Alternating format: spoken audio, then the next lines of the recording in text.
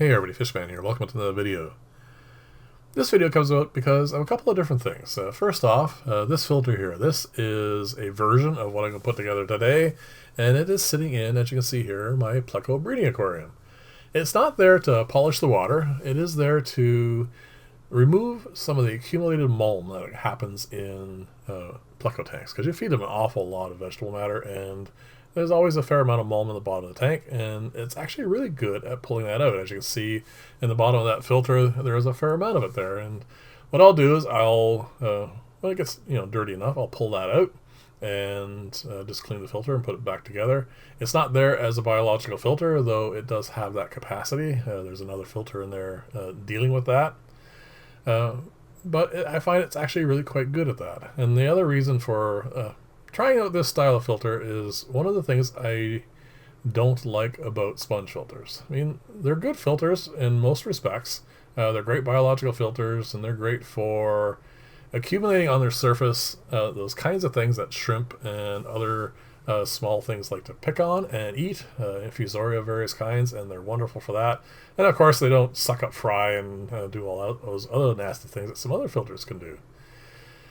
But the one thing I don't like about them, and that is when I go to pull one out of a tank, invariably it gets squeezed and a fair amount of that accumulated material gets dumped back into the aquarium.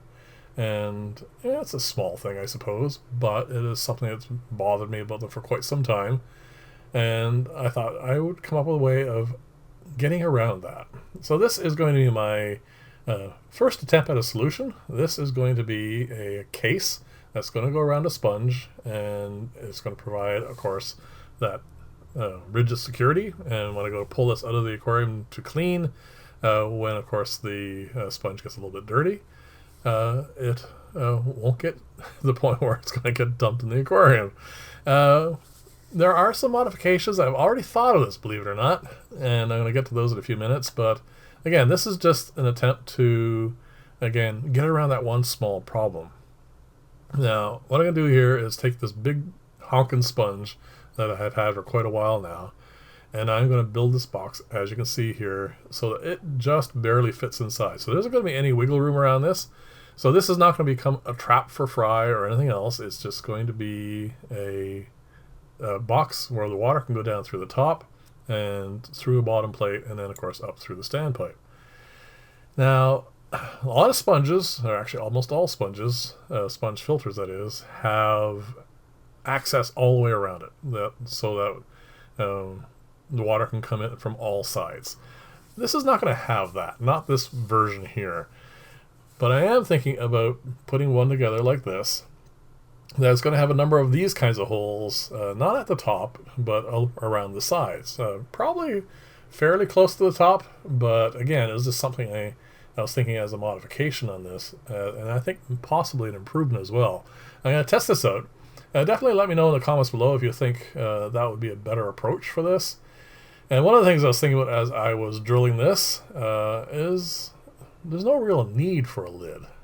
That sponge fits very, very tightly in there. So there's no real way that anything is going to be able to slip past it. And this, of course, is just, usually I put this sort of thing together so I can avoid smaller fish going into the filter. But I don't think that's going to be a problem. This has all the benefits of a sponge filter. There's no side chambers, there's no draw from the bottom of the tank or anything else, so there's no chance for that happening. So that's something that I could think about for the Mark II, which is to leave a lid off of it. I mean, this is a very, very quick build. There wasn't really much in the way of effort.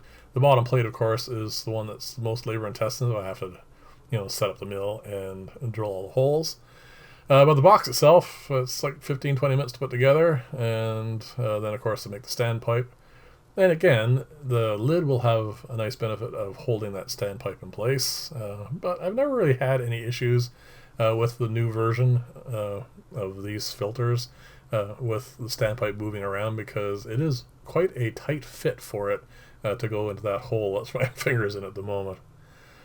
There you go. That's the plate in place. Now, off camera, I'm going to do a few more things. And here you go. The lid's all in place. The standpipe's there. And basically this is just a box filter, and all I need to do now is cut this sponge and put a hole down the middle of it. And I tried something new for this. Well, cutting the sponge is easy. I just put it on the bandsaw, and it takes like 2 seconds.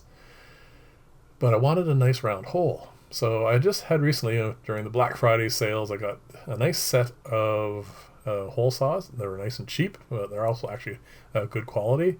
And believe it or not, I could drill a nice little hole through the sponge like this. Well, they're brand new and sharp, so it wasn't any issue at all. I was planning on filming that, but as it turns out, I wanted to have my attention fully on what I was doing, so I just did it off camera. There you go. I had to wet the sponge, believe it or not, to get it in here because it had too much friction otherwise. And there you go. It's a sponge filter.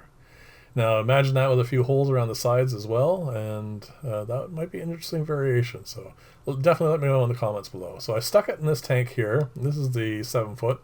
It's too shallow for this filter, of course, but I wanted to show you how much flow comes out of this. I mean, that's an awful lot of water going through there.